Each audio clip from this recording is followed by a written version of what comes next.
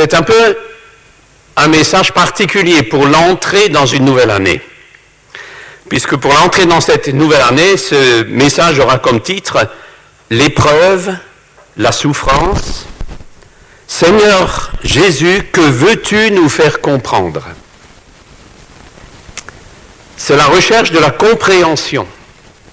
Cette compréhension n'est absolument pas liée à quoi que ce soit comme incrédulité par rapport à une guérison immédiate. Nous croyons tous en la guérison des malades. Et nous croyons tous que là où le Seigneur laisse une situation particulière ou une maladie, que le Seigneur Jésus a un message, une leçon, mais une leçon qui n'est pas simplement pour le malade, mais qui va bien, bien au-delà. Laissez-moi d'abord lire quelques textes dans la Bible. Je sais que vous n'êtes pas contre la lecture de la Bible. Je lirai dans Romains au chapitre 8, à partir du verset 18. Romains chapitre 8, à partir du verset 18.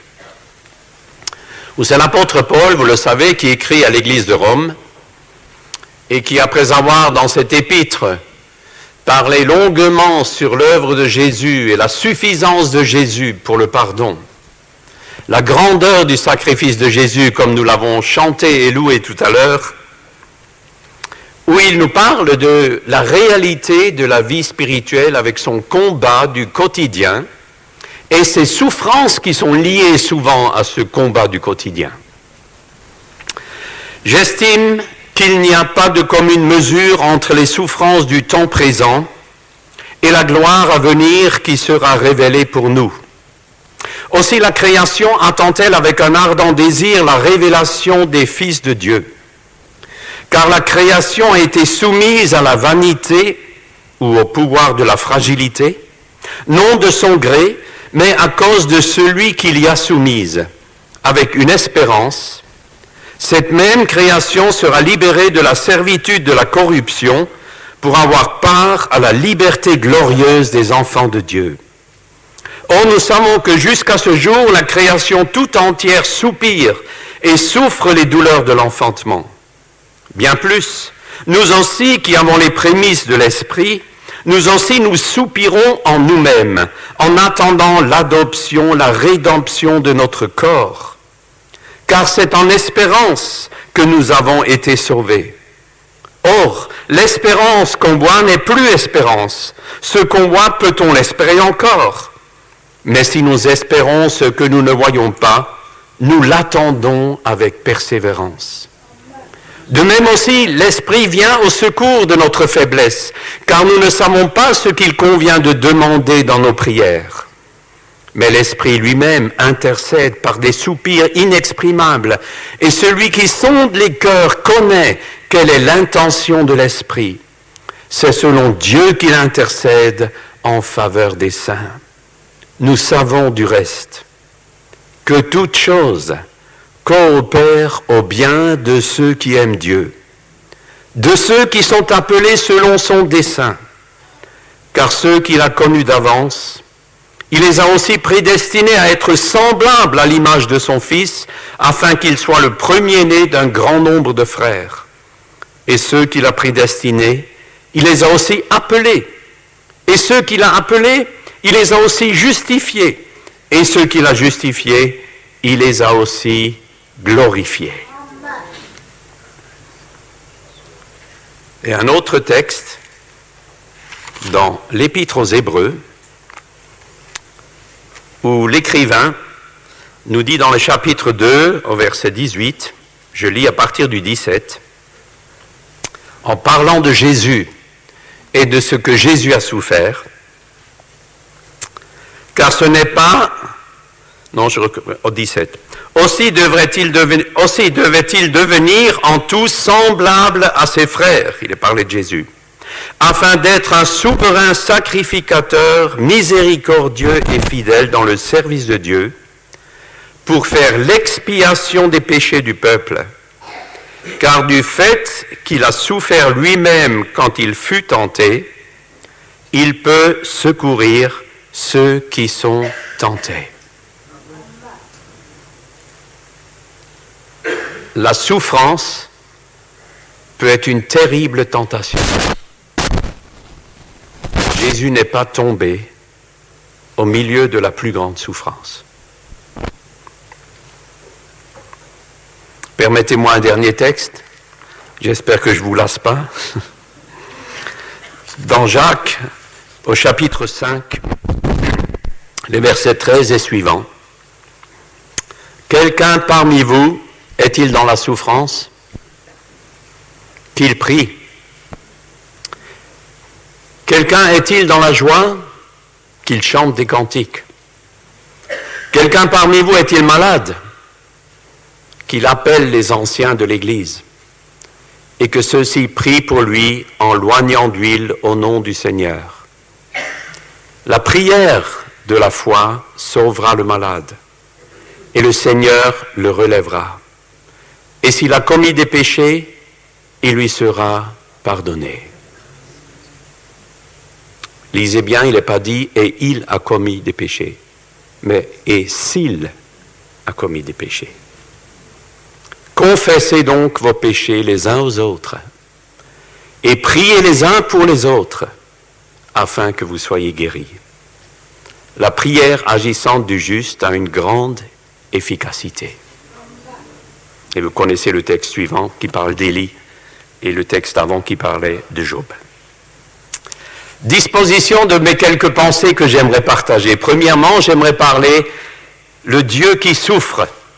Mon deuxième point sera que nous enseigne la croix de Jésus concernant la souffrance. Et mon troisième point, la souffrance et la prière. Et mon quatrième, la souffrance et son enseignement. L'enseignement de la souffrance. Ça n'ira pas jusqu'au repas du soir, n'ayez pas peur. Le Dieu qui souffre. Dieu le Père a souffert. Il a souffert lorsqu'il a vu ces merveilleuses créatures se détourner de lui et désobéir. Dieu le Père a souffert parce qu'il a fait ce qu'il y a de plus beau, ce qui a été créé à la ressemblance de la Trinité divine. Et il a souffert en voyant la rébellion. Si quelqu'un peut parler de la souffrance, c'est Dieu. Parce qu'il a tout investi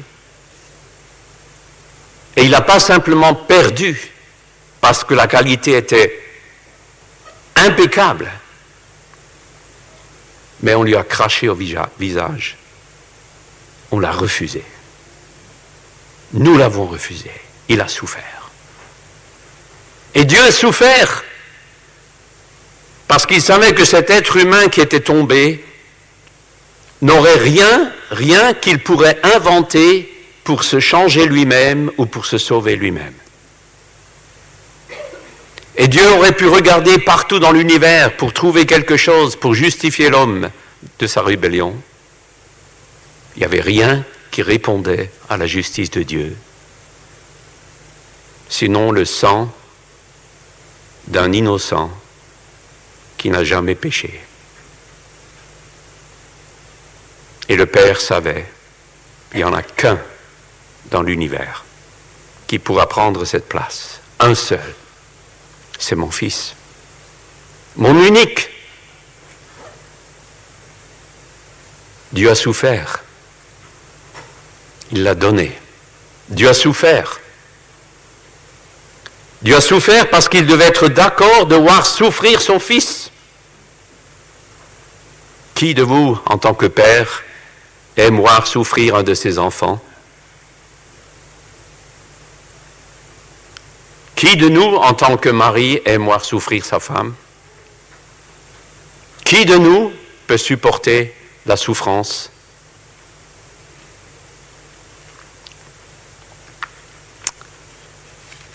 Et pourtant,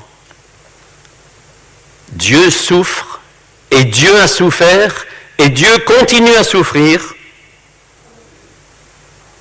parce que tout devra servir à sa gloire. Je n'imagine pas la souffrance de la patience de Dieu. Je n'imagine pas la souffrance de l'attente. Il n'attend pas une génération, pas 2 générations, pas 3 générations, pas 4 générations. Il attend depuis la première chute. Il attend et il souffre dans cette attente. La patience devant un peuple, devant un monde qui se rebelle.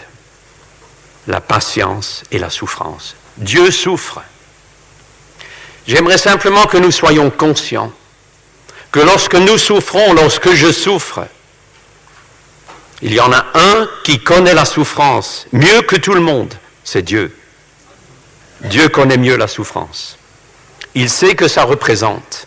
Il n'est pas quelque part sur un nuage en train d'avoir tout ce qu'il lui faut et de regarder un monde qui souffre.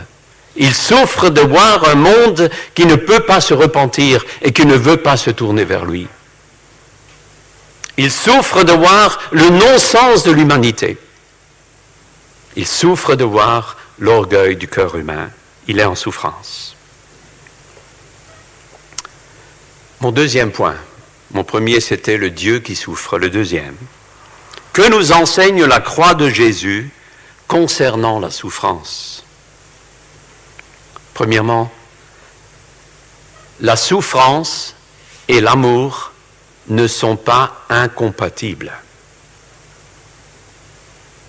Les deux choses vont ensemble. Lorsque la souffrance et l'amour ne sont plus compatibles, c'est ce qui très souvent dans la vie des familles donne le divorce. Parce qu'on a l'impression que l'amour ne devrait pas connaître la souffrance. Parce qu'on a une fausse notion de l'amour. On pense que l'amour, c'est le sentiment qui répond à mes désirs. Ça, c'est une petite part de l'amour. Mais Jésus nous apprend que amour et souffrance vont ensemble. Dans 1 Jean, première épître de Jean, chapitre 4, verset 10, « Et cet amour consiste non pas dans le fait que nous avons aimé Dieu, mais dans le fait que lui nous a aimés et a envoyé son Fils comme victime expiatoire pour nos péchés. Bien-aimés, puisque Dieu nous a tant aimés, nous devons nous aussi nous aimer les uns les autres. » Vous avez remarqué comment c'est lié ensemble, cette victime expiatoire qui était l'amour pour nous, et le fait qu'il nous dit on doit s'aimer comme ça? On connaît tous Jean 3,16, n'est-ce pas? On veut le dire ensemble? Car tant aimé le monde qu'il a donné son Fils unique, afin que quiconque croit en lui ne périsse point, mais qu'il ait la vie éternelle. Un peu difficile parce qu'il y a différentes traductions. Hein? Mais 1 Jean 3,16, on ne connaît pas toujours. C'est pareil, Jean 3,16, 1 Jean 3,16. C'est parce qu'il a donné sa vie pour nous, nous devons la donner pour les autres. Ça, c'est la suite de Jean 3,16. 1 Jean 3,16. Il a tout donné, à moi de comprendre que je ne vis plus pour moi. Qu'il attend que moi, je vive pour les autres. Donc, la souffrance et l'amour ne sont pas incompatibles, ça va ensemble. Deuxièmement, la souffrance n'est pas forcément, ni toujours, une punition pour donner suite au péché. Dans 1 Pierre, chapitre 2, verset 22, il nous a dit « Mais si vous endurez la souffrance alors que vous faites ce qui est bien, c'est une grâce aux yeux de Dieu. » Et voilà des gens qui font le bien et qui souffrent.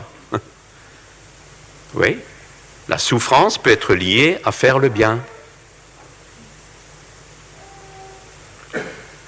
Je pense que tous ceux qui sont ici témoins de Jésus dans la société, vous savez que vous avez plus d'une fois que vous connaissez des souffrances et des rejets parce que vous transmettez la bonne nouvelle, parce que vous voulez le bien. Et si vous parlez à l'autre de Jésus, pourquoi vous en parlez? Vous voulez le bien pour lui. Vous êtes chargé d'une souffrance, la souffrance de son âme qui se perd. L'amour lié à une souffrance. Et si dans le témoignage, nous pensons pouvoir témoigner notre vie sans jamais souffrir à cause du témoignage, Nous nous trompons. Nous nous trompons. Alors, subitement, nous glissons dans la pensée de tout le monde. Et subitement, notre salut devient lié à l'égoïsme de notre vie. Un salut sans joie, sans paix et sans fruit. Parce que le fruit de l'esprit, c'est l'amour, la paix, la bonté, la patience, la tempérance et la maîtrise de soi. C'est le témoignage de l'Évangile.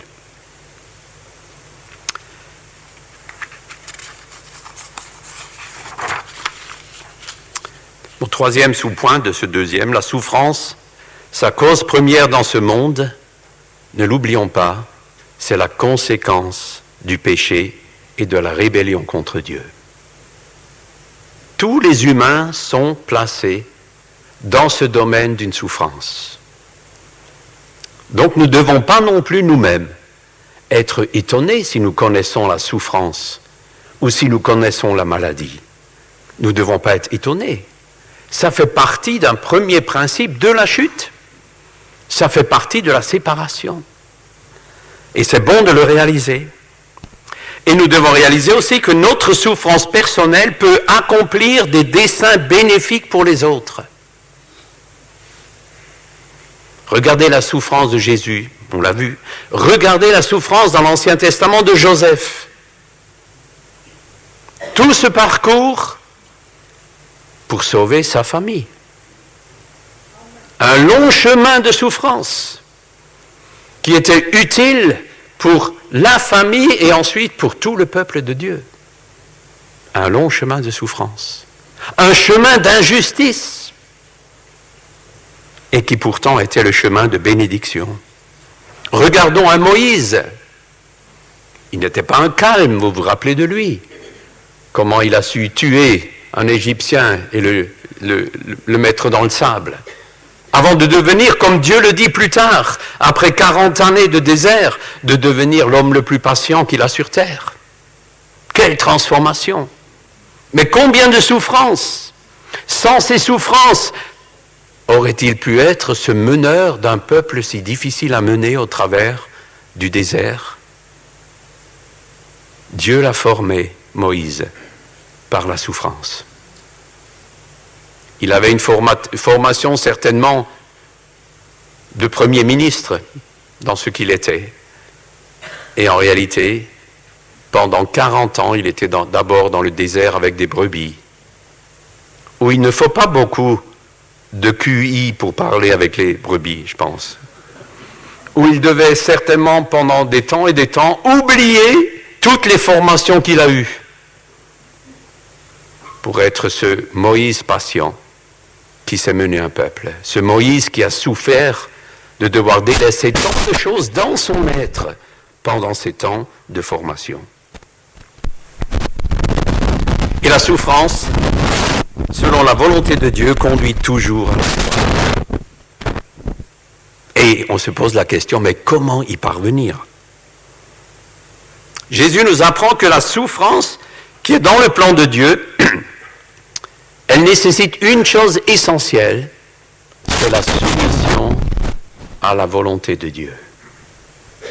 Vous connaissez cette bagarre dans la maladie, de l'acceptation et de la soumission à la volonté de Dieu? Rappelons-nous de Gethsémanée. Tu vois le Seigneur dans cette bagarre, mais cette coupe, Père, elle ne pourrait pas être évitée. Mais Père, tu vois ce drame? Tu vois ce que je vais endurer? Est-ce que ça ne pourrait pas être évité, Père? Mais, comment il a continué? Pas ma volonté, mais la tienne. Victoire extraordinaire dans une vie d'un être. Pas ma volonté, mais la tienne. C'est ce que la Bible montre aussi dans le brisement et dans la mort. Pas ma volonté, mais la tienne. Je passe au troisième point. Ça va encore? Ok. Sinon, vous m'arrêtez, hein, ça peut se faire. La souffrance et la prière. Le soupir d'un croyant pourrait être de demander à d'autres de prier pour lui en disant « Priez pour que je ne gaspille pas toute cette souffrance. » Voyez ce que je veux dire? Si vous êtes dans la souffrance, que ce temps de souffrance ne soit pas gaspillé. Que ce temps ne devienne pas inutile. Et ça peut être cette prière qui peut monter vers Dieu lorsque tu es dans une souffrance et que tu ne sais pas encore pourquoi tu y es et que tu ne comprends pas et que ça te paraît toujours encore injuste. Tu peux demander, Seigneur, je ne voudrais pas que ce soit un temps gaspillé. Révèle-toi dans ce temps-là. Les trois approches essentielles de la prière quand on est dans ces situations, c'est le premier point, ça serait d'échapper à la souffrance. Et nous devons prier pour cela. Et je trouve que c'est très important. L'Éternel est l'Éternel qui guérit. Et Dieu veut que nous prions avec foi en croyant que c'est lui qui guérit. Et dans cette prière, nous engageons notre foi et notre obéissance en disant, on le croit Seigneur. Est-ce que vous croyez que dans un laps de seconde, Dieu peut guérir? Merci, merci. Vous m'encouragez, ça va. Ensuite, la souffrance, quand elle est encore là et qu'il n'y a pas de changement, le deuxième aspect important de nos prières, c'est supporter la souffrance. La supporter pour ne pas entrer dans une rébellion ou dans une amertume. La souffrance physique et la souffrance physique, elle touche tout notre être, l'entier. Elle touche notre mentalité, elle touche notre psychisme, elle touche nos émotions, elle enlève nos forces et elle peut nous conduire jusque dans des troubles intérieurs et nous conduire dans le désespoir, puisque la souffrance touche l'entier de notre être. Et c'est pour ça que nous avons besoin, lorsque nous savons que quelqu'un souffre, de prier pour supporter la souffrance, pour ne pas abandonner la confiance dans le Seigneur, pour ne pas être emporté par l'esprit de ce monde. Quel est l'esprit de ce monde? L'esprit de ce monde par rapport à la souffrance, c'est que toute souffrance est négative. Mais Dieu montre dans sa parole que toute souffrance n'est pas négative. Et j'y viendrai juste tout à l'heure. Troisième élément de la prière, la souffrance, elle porte un message. Elle porte un message, un enseignement aux églises. Dans 2 Corinthiens 12, au verset 7, c'est l'apôtre Paul qui en parle. Vous connaissez ce qu'il a vécu, vous connaissez ce qu'il a eu comme souffrance, et que cette souffrance était voulue de Dieu. Et il dit, « Et pour que je ne sois pas rempli d'orgueil à cause de ces révélations extraordinaires, j'ai reçu une écharde dans le corps, un ange de Satan pour me frapper et m'empêcher de m'enorgueillir. 3 fois j'ai supplié le Seigneur de l'éloigner de moi. Il m'a dit, « Ma grâce te suffit, car ma puissance s'accomplit dans la faiblesse. » Quelque chose de particulier. Heureusement que Dieu a révélé cela à l'apôtre Paul. Ça nous aide énormément au travers de l'Écriture. De comprendre que Dieu prend tellement soin de nous que s'il y avait un péché, une attitude qui nous conduirait à nous séparer de Dieu ou à perdre notre ministère au sein de l'Église, Dieu y répondrait, nous protégerait quelque part, même par la souffrance. Ici, pour l'apôtre Paul, à cause des révélations reçues quand il était dans le 3e ciel, on comprend qu'il aurait pu être tenté par l'orgueil. Et qui d'entre nous n'est pas tenté par l'orgueil? Moi, je suis le premier, je peux lever la main de suite. Et Dieu savait comment protéger son serviteur. Le protéger par quelque chose, une douleur, qui devait rappeler qu'il était petit et qu'il avait besoin de la proximité de Dieu. qu'il ne pouvait pas compter sur lui-même. Paul ne savait pas si le lendemain il avait encore les forces. Il ne savait pas si cette douleur qu'il avait devenait plus forte dans la nuit et que le lendemain il serait empêché. Mais Dieu gardait le contrôle. Il gardera le contrôle. Il garde le contrôle sur Christelle. Il garde le contrôle. Mon dernier point, la souffrance et son enseignement. Je vous lis quelques phrases qui m'ont paru utiles. L'esprit humain n'essayera pas de livrer sa volonté rebelle aussi longtemps que tout ira bien pour lui.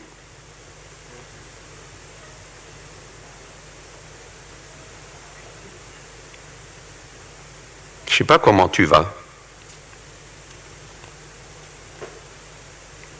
Si tout va bien. Le tout va bien fait souvent cette grande différence que tu connais comme moi entre les églises persécutées et nous ici, en Europe. Où le tout va bien fait souvent appel à quantité de notions secondaires sur lesquelles on pourrait se battre et se diviser. Et là où il y a la persécution, c'est intéressant de considérer combien les enfants de Dieu sont unis, accrochés autour de la personne de Jésus, en n'ayant que ça, en n'ayant que lui. La souffrance nous rappelle que ce que nous possédons en bien, en facilité, ne nous appartient pas. Ne l'oublions pas. Nous ne sommes pas des propriétaires. Tout ce que tu as ici, sur cette planète Terre, ne n'oublie pas, tu es de passage, comme moi aussi. On est en chemin. Hein?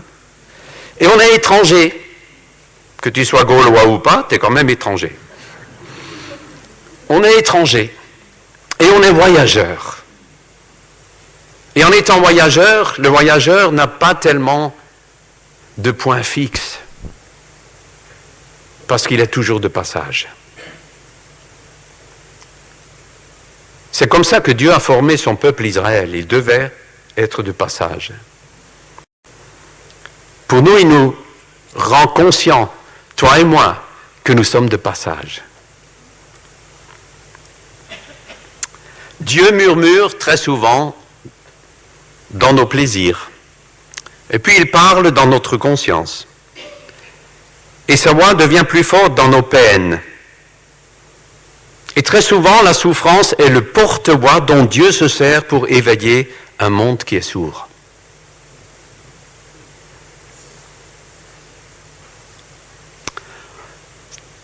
Le plan de Dieu est particulier parce que la souffrance n'est jamais bonne en elle-même.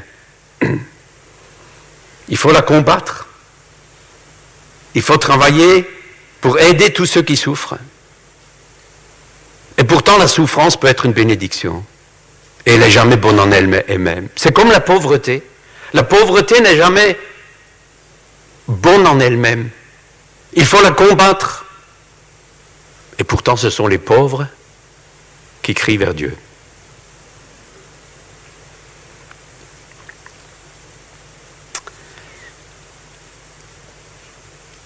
Quelques dernières pensées.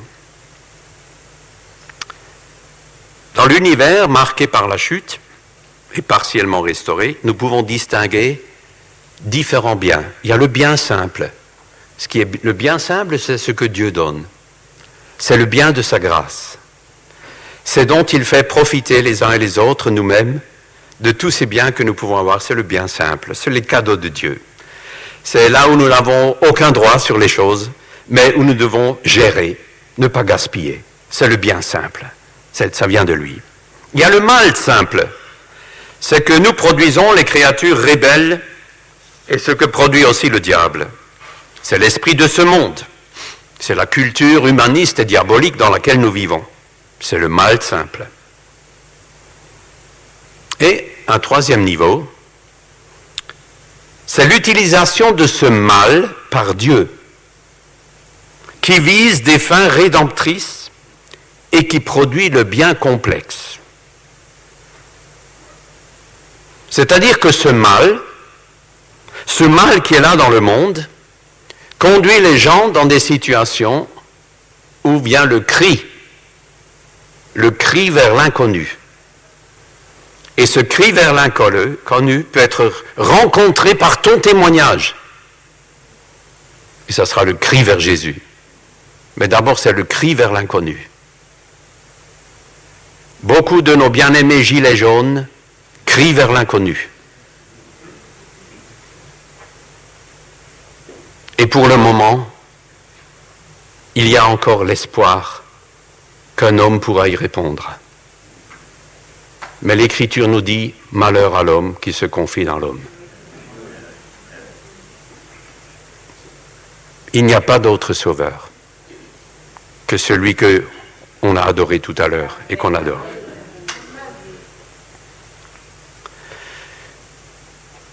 Donc, Dieu, au travers du mal, vise le bien. Je pensais à l'hôpital.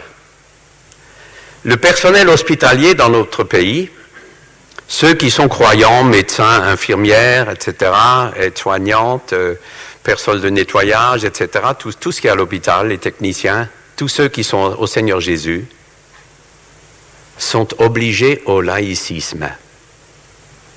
On dit la laïcité, mais c'est le laïcisme. Comment l'Évangile va-t-il rentrer dans les hôpitaux?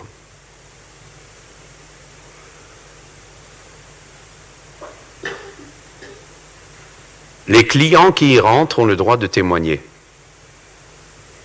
pas ceux qui y travaillent. C'était souvent mon encouragement dans mes hospitalisations, en sachant, Seigneur, si tu m'envoies là-bas, c'est parce que tu as un projet. C'est parce qu'il y en a qui ont besoin de l'Évangile.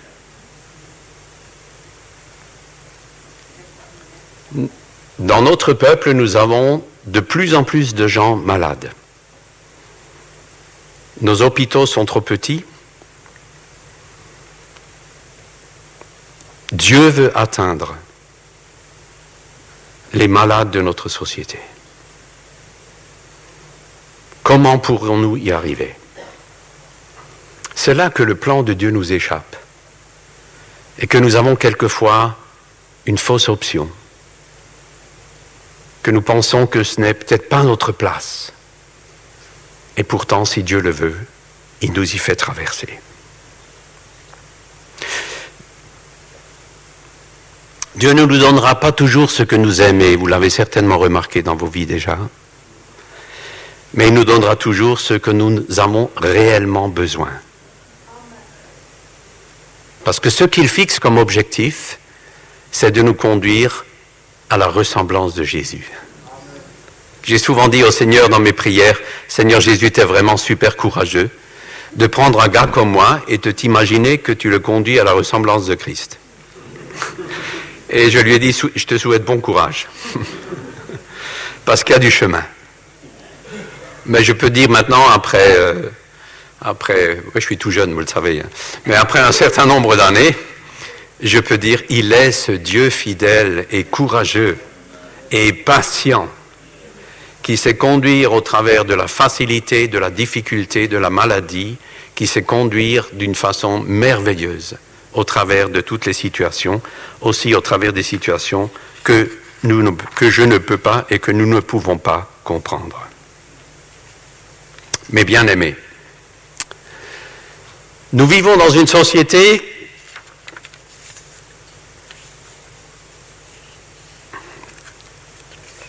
qui ne tolère plus un absolu. Le seul absolu qui est toléré dans notre société, c'est qu'il n'y a pas d'absolu.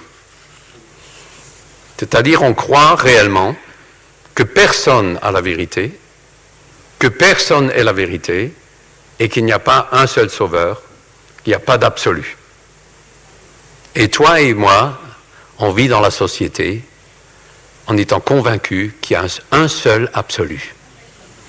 Et qu'il y a aussi un seul chemin, qu'on a cité tout à l'heure, qui est Jésus, mais aussi un seul chemin pour notre sanctification, c'est l'obéissance à la parole.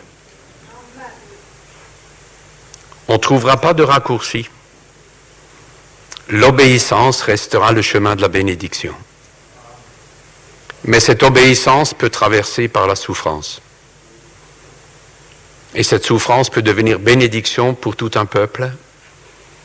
Et je crois que la souffrance que Landry et Christelle sont en train de vivre doit être une bénédiction pour toutes les églises.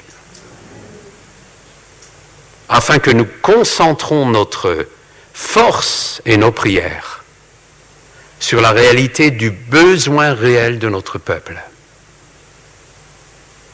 Notre peuple vit dans un désespoir. En lisant encore ces derniers temps quelques récents philosophes, c'est incroyable de penser comment les ténèbres du désespoir sont assis dans la réflexion humaine aujourd'hui. Et c'est pour ça que l'humain vit encore juste pour la journée d'aujourd'hui. Et qu'il veut simplement aujourd'hui perdre le temps pour ne pas être conscient qu'il pourrait y avoir peut-être un but à la vie. Et vous, les bien-aimés, nous ensemble, nous avons reçu ce qu'il y a de plus grand dans tout l'univers. Nous avons reçu la bonne nouvelle de l'Évangile. Et nous voulons continuer à prier que Dieu nous enseigne. Enseigne-nous, Seigneur. Enseigne les églises de l'agglomération du Grand Dijon dont nous faisons partie. Parce que vous vivez avec cette épreuve, quels sont les péchés que nous avons à avouer, à confesser devant le Seigneur? Je le dis pour moi d'abord, pensez pas que je pense à vos péchés, je sais qui je suis. Vivons ensemble pour le bien et le salut de cette ville. Vivons pour ça. Demande à Dieu de nous montrer quelles sont les choses secondaires que nous pouvons laisser tomber. Je crois qu'il y a beaucoup de secondaires qu'on peut laisser de côté dans une vie. Et puis, engageons-nous mutuellement, et vous le faites, je le sais, dans la persévérance de la prière. Si je connais une grande fragilité parmi tant de fragilités dans mon existence, c'est la vie de prière. J'ai toujours à nouveau recommencé. J'avais toujours l'impression que j'étais nul. Et toujours à nouveau en priant, il y a des pensées qui viennent vers autre chose. Et la prière reste une bataille et une guerre aussi dans ma propre vie. Mais je suis autant convaincu que vous que c'est la priorité essentielle. Donc persévérons ensemble. Et soyons d'accord, ça c'est difficile maintenant, tenez-vous bien, ou restez assis. Soyons d'accord que la souffrance peut dans ma vie et dans ta vie faire partie des bénédictions de Dieu.